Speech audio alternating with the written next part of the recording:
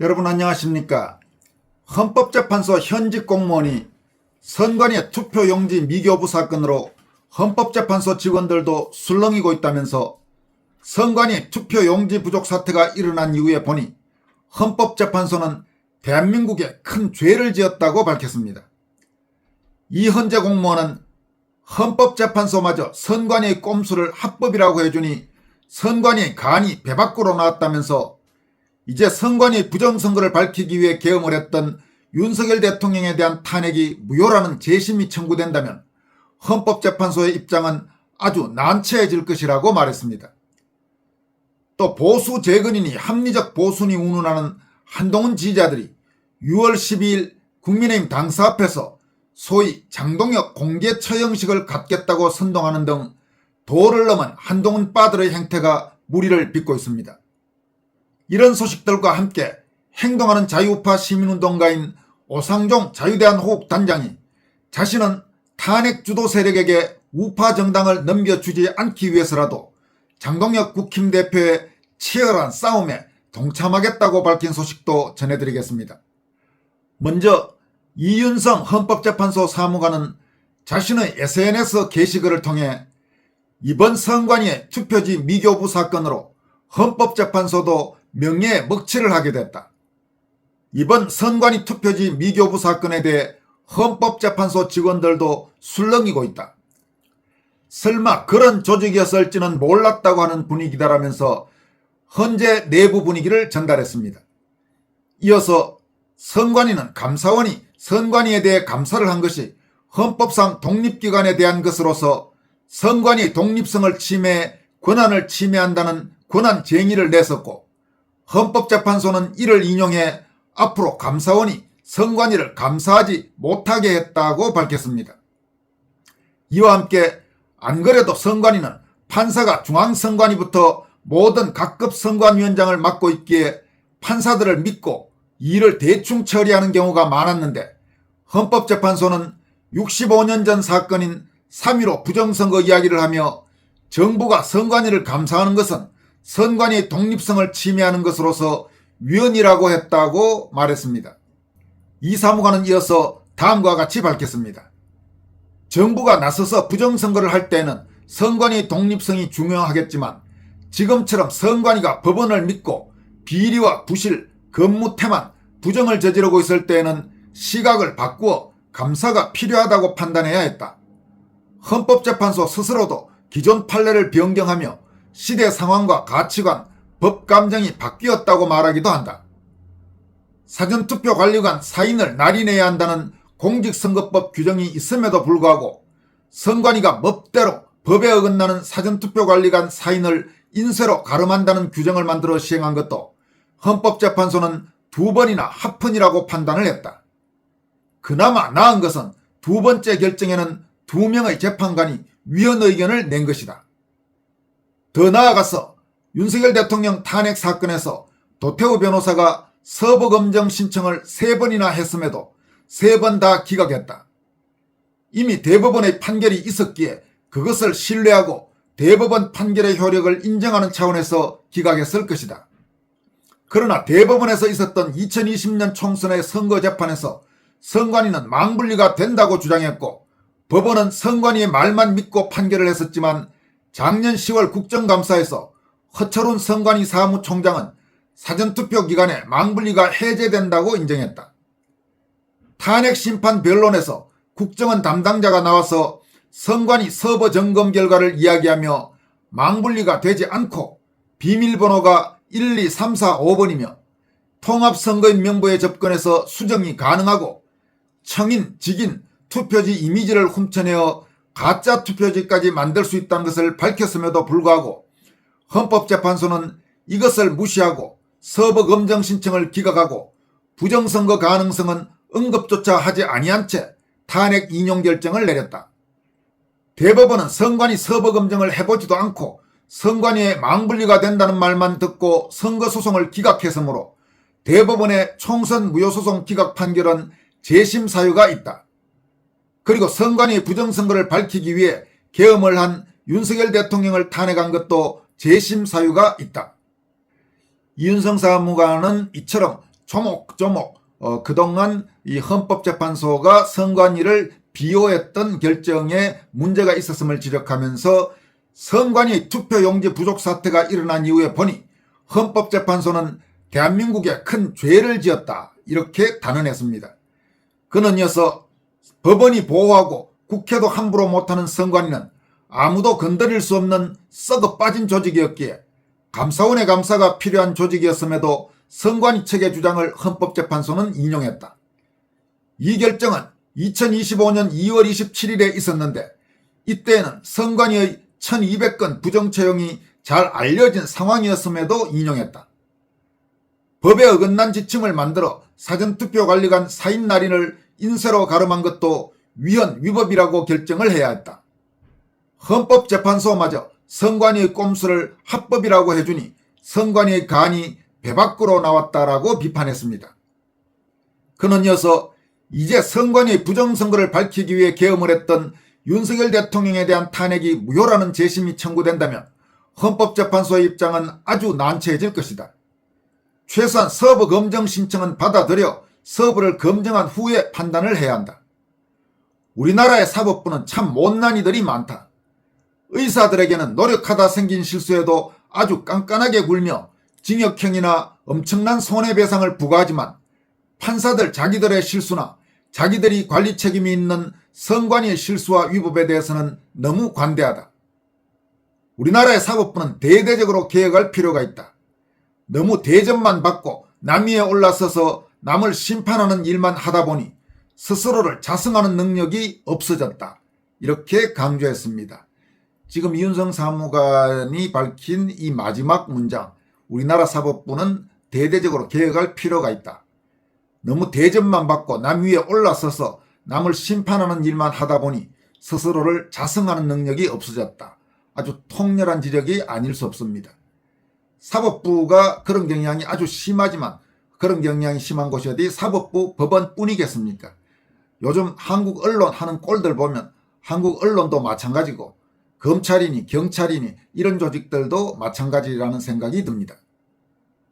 국회의원들이야 더 말할 필요도 없겠죠. 그리고 가장 그 정점에는 지금 청와대에 가 있는 저 이재명 같은 사람들, 저런 사람들이 아마 대표적인 사례가 아닌가 싶습니다. 이어서 속칭 한동훈 빠들, 한동훈의 이 극성 지지자들이 얼마나 문제가 많은지를 보여주는 몇 가지 사례를 전해드리도록 하겠습니다. 소위 한동훈을 갖고 조중동 같은 데서는 합리적 보수니 운운하죠. 그리고 한동훈은 스스로 보수 재건 운운하고 또 조중동 같은 데는 보수 재건의 주역이라면서 한동훈이니 이준석이니 뭐 이런 사람들 이름을 들기도 합니다. 과연 그럴까요? 지금 최근 국민의힘 당원 게시판에는 아주 섬뜩한 글이 올라와 있습니다. 한동훈의 열성지자, 한동훈바로 추정되는 자가 올린 글은 6월 12일 오후 2시에 국힘 당사 앞에서 장동혁 공개 처형식을 갖겠다면서 책임당원 집결해 주세요 이러면서 국힘 내에 있는 한동훈바들, 물론 그러면서 국힘 당원 아닌 자들까지도 오라고 선동하는 거겠죠. 그러면서 지방선거 대패해 놓고서 사퇴 안 하고 버티는 장동혁, 안 내려오면 강제로 끌어내리면 된다, 이렇게 주장하고 있습니다. 섬뜩하기 짝이 없죠. 우선 지방선거를 장동혁이 대패했다는 이 주장 자체가 완전한 거짓말이죠. 이겼다고 할 수는 없지만은 선방했다고 말할 수는 충분히 있는 수준입니다. 왜냐하면 만약에 장동혁 국민의힘이 참패했다면 집권여당인 더불어민주당이 압승했다고 좋아해야 될 분위기인데 여러분도 아시다시피 지금 전혀 그렇지 않은 상황이죠. 그리고 선거 부정 논란과 별개로 떼더라도 발표된 개표 결과만 해도 16개 시도지사 선거 중에서 서울, 대구, 그리고 경남, 경북 이렇게 4곳에서 국민의힘이 이겼고 또 국회의원 재보궐선거에서도 4곳에서 당선됐죠. 오히려 한동훈이 비대위원장으로 치렀던 지난 2024년 4.10 총선에서 국민의힘이 졌던 지역에서도 이기기도 했습니다. 가령 공주, 부여 이쪽, 그리고 어부지리 격이 있긴 하지만 경기도 평택, 을 이런 쪽도 이겼고, 그리고 이진숙, 김태규 이런 전사들이 당선돼서 국회에 진출하기도 했죠. 더구나 시장 군수 같은 기초자치단체장 선거 결과를 보면 국민의힘이 대단히 선전했습니다. 국민의힘과 더불어민주당의 당선자 차가 그렇게 많이 나지 않는 그런 상황입니다. 2018년 홍준표 체제에서 참패했던 거, 그리고 2022년 지방선거에서 당시 야당인 이재명이 이끌던 더불어민주당이 참패했던 것보다 훨씬 좋은 성적을 거뒀습니다. 그런데도 참패했다 이렇게 선동하는 것 자체가 우선 거짓말이고, 그리고 공개처형식 운운하는 말이 이게 지금 자유민주국가에서 있을 수나 있는 이야기입니까? 더구나 명색이 자기들이 당원들이라고 주장하면서 당대표 공개처형식을 하겠다. 이건 완전히 해당 행위에다가 이적 행위자들이죠. 이런 자들은 철저히 찾아내서 징계해야 될 것입니다. 역시 한동훈 빠들로 보이는 자들이 올린 글들을 좀 더 소개해 드리겠습니다. 정말 하나하나가 아주 야비하고 추악하고 한동훈 빠들의 수준이 어떤지를 보여주는 글들입니다. 당원 여러분, 글로라도 장동혁이를 화형으로 처형합시다. 이런 글도 있고, 장배신 기억 쌍시옷기를 뭔지는 알겠죠. 껍질 벗겨서 소금에 재우고 기름에 튀겨서 화형시킵시다. 이따위 글도 올라와 있습니다.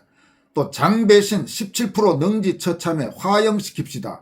당원 여러분, 장배신 용서할 수가 없습니다. 이런 글도 있습니다. 여기서 17%라는 건 선거 전에 일부 이상한 여론조사, 조선일보 같은 데서 열심히 뻔뻔질했던 그 말도 안 되는 여론조사 수치를 인용하면서 이따위 글을 올려놨습니다.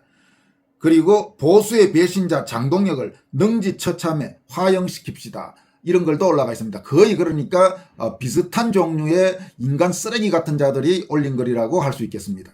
소셜미디어 이용자인 안라라 씨는 이런 글들을 소개하면서 와 무서워서 지렸다. 억하면 극우극우 하더니만 거의 이재명급인데 라고 질타했습니다. 여러분도 아시다시피 한동훈이나 한동훈 빠들은 합리적인 자유우파 시민들을 극우극우 운운하는 그따위 소리들을 많이 했죠. 그런데 지금 이 사람들이 여기 올린 글들 그야말로 극우나 극좌라고밖에 할 수 없는 그런 글들이라고 할 수 있습니다. 또 심규진 스페인 아이대학교 조교수는 역시 이 글을 소개하면서 장동혁 찢어 죽이자는 흰개미들, 2030 탱크로 밀어버리자는 영포티 진상 매불쇼, 이들이 극우 아닙니까? 라고 질타했습니다. 이어서 전해드릴 소식은 자유대한호국단 오상종 단장이 장동혁 대표에 대한 확고한 지지 의사를 밝혔습니다. 오상종 단장은 공지글을 통해서 적지 않은 시간 동안 시민단체 활동을 하며 제가 할 수 있는 모든 것을 다해왔습니다. 그러나 현장의 외침과 노력만으로는 분명한 한계가 있었습니다. 우리의 싸움이 결실을 맺기 위해서는 결국 제도권의 힘이 반드시 필요하기 때문입니다. 제도권이 침묵하면 거리에서의 외침도 끝내 허공으로 흩어질 수밖에 없습니다라고 밝혔습니다. 오 단장은 이어서 그래서 국민의힘을 향해 함께 싸워달라고 호소했습니다. 결과가 어떻든 최소한 미친 듯이 치열하게 싸워달라고 절박하게 외쳤습니다. 그리고 지금 장동혁 대표는 그 외침에 응답하듯 자신의 몸을 갈아 넣으며 최전선에서 싸우고 있습니다라고 밝혔습니다. 오상종 단장은 그런 그를 향해 비난과 공격을 퍼붓는 세력에게 묻고 싶습니다. 우리가 그렇게 절박하게 외칠 때 당신들은 어디서 무엇을 하고 있었습니까? 정작 싸워야 할 상대 앞에서는 침묵하다가 온몸으로 화살을 맞으며 버티고 있는 사람에게 돌을 던지는 그 비겁함과 저열한 흔들기에 깊은 분노를 느낍니다라면서 저는 탄핵주도 세력에게 우파 정당을 넘겨주지 않기 위해서라도 장동혁 대표의 치열한 싸움에 동참할 것입니다. 이렇게 다짐했습니다. 여러분, 오상종 단장이라면 정말로 대한민국에서 그 누구보다도 치열하게 저질 좌익 세력, 극자 세력과 맞서 싸워온 행동하는 자유우파 시민운동가입니다. 오상종 단장이 밝힌 이 내용 우리가 곱씹어 볼 만합니다. 적어도 지금 국민의힘 안에서는 장동혁 대표만큼 자유우파 시민들이 믿을 수 있는 정치인은 드뭅니다. 물론 장동혁의 행보가 늘 마음에 들었던 것도 아니고 또 모든 것이 마음에 들지 않을 수는 있지만 지금 장동혁 대표를 흔들고 있는 국민의힘 안팎의 그런 세력들에 비하면 비교가 안 될 정도로 높이 평가할 만합니다. 그런 점에서 적어도 한동훈 같은 자들, 이준석 같은 자들, 그런 자들을 추종하는 자들, 이런 자들에게 국민의힘을 뺏기지 않기 위해서라도 지금 이 시점에서는 장동혁 대표를 지켜줄 필요가 있다는 오상종 단장의 말에 공감하는 분들이 적지 않을 것입니다. 지금까지 권순할TV였습니다. 고맙습니다.